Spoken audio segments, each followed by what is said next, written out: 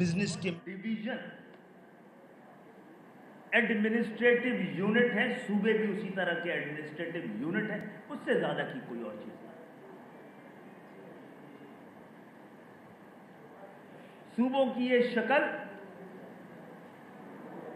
1 unit سے پہلے ختم ہو گئی تھی اور 1 یونٹ کے بعد بحال اسی شکل میں نہیں ہوئی ہے، مختلف ہے۔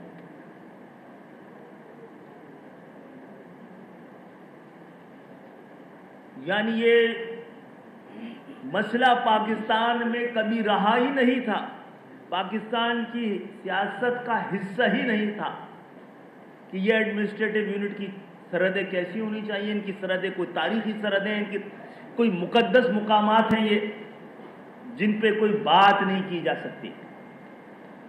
جب کوئی بات نہیں کر رہے تھے ہم کر رہے تھے کہ دھرتی ماں پاکستان ہے اور یہ چاروں صوبے پاکستان کا حصہ ہیں۔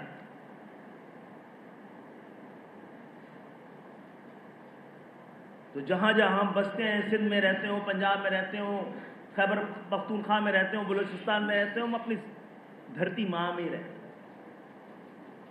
جو کہ ہمارا یہ وطن ہے۔ ناقابل تقسیم کوئی چیز ہے تو وہ ملک ہے، وطن ہے۔ اس کی سرحدوں پہ سوال اٹھانا یہ آئین کی خلاف ورزی۔ صوبوں کی تقسیم کا تقاضا پاکستان کا آئین کرتا ہے۔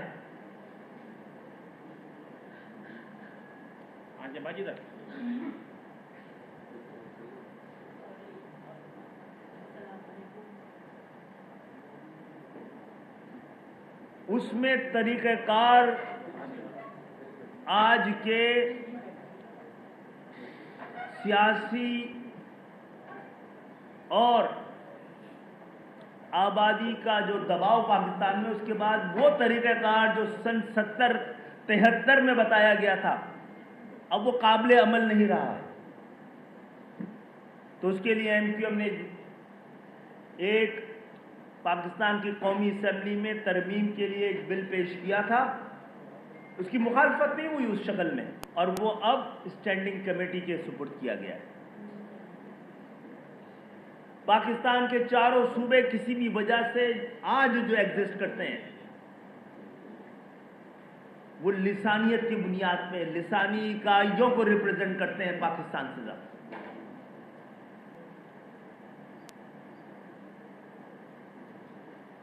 ایم کیو ایم کا مطالبہ ہے کہ پاکستان میں آبادی کے اضافے کے مطابق، یعنی انتظامی ضرورت، پاکستان کی انتظامی ضرورت ہے اور یہ انتظامی ضرورت معاشی پاکستان کے استحکام کو بھی ایڈریس کرتی ہے۔ اور یہ پرسوں کا اسلام آباد میں ہونے والا اجلاس کسی طرح سے بھی غیر اہم نہیں تھا۔ پاکستان کے تمام تاجروں کا، جن کو کہ پاکستان کی معیشت جن کی ذمہ داری ہے، تو الحمدللہ ہماری آواز کے ساتھ اب آواز بلند کی جا رہی ہے، ہماری آواز کے ساتھ یہ آواز ملائی جا رہی ہے، اور ہم آج کے دن اگست کے اس پہلے دن میں آپ سب کا شکریہ ادا کرتے ہیں کہ جس مہینے میں پاکستان بنا تھا اب اس کی گونج، اس ضرورت کی، اس پاکستان کے استحکام کے لیے، پاکستان کی سلامتی کے لیے ہمیں بھی موقع ملا ہے کہ ہم یہ مقدمہ، دوسرا مطالبہ ایم کیو ایم کا ہے کہ ایسی جمہوریت کی پاکستان کو ضرورت نہیں ہے جس کے ثمرات عام پاکستانیوں تک نہ پہنچے۔ یہ کیسی بدنصیبی ہے، جمہوریت کے نام پر جو ڈھونگ ہوتا ہے اس میں بنیادی جمہوریت ہوتی ہی نہیں ہے، اور جب بنیادی جمہوریت بحال ہوتی ہے تو اس کو آپ آمریت کہتے ہیں۔ پاکستان کی سیاست اس کا جواب دے گی؟ نہیں دے سکتی۔ موروثی سیاست پاکستان کی حکومتیں جواب دیں گی؟ نہیں دے سکتی۔ خاندانی حکومتیں، کاروبار ہے ان کا، بزنس ہے، اور ہم جیسے لوگوں کو کہتے ہیں دس از نن آف یور بزنس۔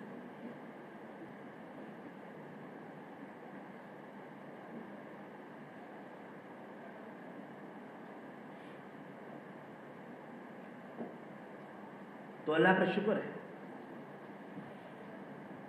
سیاست نہ بھی سن رہی ہو، ایوان نہ بھی سن رہے ہوں، حکومت نہ بھی سن رہی ہو، جمہور سن رہا ہے، عوام سن رہی ہے، عوام کے نمائندے سن رہے ہیں۔ عوام کے نمائندے صرف ایوان میں نہیں ہوتے، مزدور کہہ رہا ہے، طالب علم کہہ رہا ہے، تاجر کہہ رہا ہے، اور اب یہ بات پاکستان کے سرحدوں کی حفاظت کرنے والے، پاکستان کے استحکام کے نگہبان، پاکستان کی سرحدوں کے پاسبان، وہ بھی سمجھتے کہ یہ وقت آ گیا، ایک ایسے وقت میں جب پچھلے مئی سے لے کر اور آج تک پاکستان کا ایک نیا مکمل مقام ہے، نہ صرف خطے میں بلکہ دنیا میں بھی۔ پاکستان کے بنانے کے جو مقاصد تھے اس سے پورا کرنے کی ضرورت ہے۔ اس وقت پاکستان جس طرح اپنے خطے میں کی قیادت کرتا ہوا نظر آ رہا ہے، اس کے کردار کو چھوٹا کرنے والے اب تماشائی بن چکے ہیں، تماشا بن چکے ہیں۔ خطے کی جنگ کو رکوانے کے لیے سب سے اہم رول پاکستان کے سپرد ہے، تو ہم کسی کو اجازت نہیں دیں گے کہ اس مقام سے آگے بڑھنے کا وقت ہے، پیچھے ہٹنے کا وقت نہیں ہے۔ اس کے لیے میں درخواست کروں گا پاکستان کی حکومت سے بھی، مملکت سے بھی، ریاست سے بھی، کہ پاکستان کا علاج اب پیناڈول کی گولیوں سے نہیں ہونا ہے۔ کرپشن کا یہ کینسر اس طرح جکڑ چکا ہے پاکستان کو کہ پاکستان کی معیشت، معاشرت سب اس کے ہاتھوں دم توڑتی ہوئی نظر آ رہی ہے۔ اب یہ ریڈیکل سرجری کا ٹائم ہے۔ آپ ایسے کینسر زدہ ہر اعضا کو، ہر فرد کو، ہر خیال کو، اس کو نکال کے پاکستان کے اس مقدس سرزمین سے یہ پاکستان کو موقع دیں کہ پاکستان جس کو عالم اسلام کے لیے ماڈل بنایا گیا تھا اور جن لوگوں نے اس کو منڈی بنانے کی کوشش کی ہے، ان کا احتساب کیا جائے۔ پاکستان جو اقوام عالم میں سر اٹھا کے چلنے کے لیے بنا تھا، اس کے راستے روکنے والوں، ان کا احتساب کیا جانا چاہیے۔ ہمیں سیاست کا کوئی شوق نہیں ہے۔ آج ایم کیو ایم کا پورے پاکستان میں ایک کونسلر نہیں ہے، ایک وارڈ میں بھی نہیں ہے، ایک یو سی میں بھی نہیں ہے، اور ایم کیو ایم کا سب سے بڑا مطالبہ جو حکومت بنانے کے لیے تھا یہی تھا کہ خدا کے لیے صرف ووٹ لینے والوں کا حق نہیں ہوتا، اس سے زیادہ حق ووٹ دینے والوں کا ہوتا ہے، عام عوام کا ہوتا ہے جو ایوانوں میں پہنچاتی ہے۔ تو ایسے اقدامات کیے جائیں کہ ایسی کہ جمہوریت کے ثمرات عام پاکستانیوں تک پہنچے۔ اس کا ایک ہی میکینزم ہے، تھرڈ ٹیئر آف گورنمنٹ، شہری حکومت، دیہی حکومت، بلدیاتی حکومت۔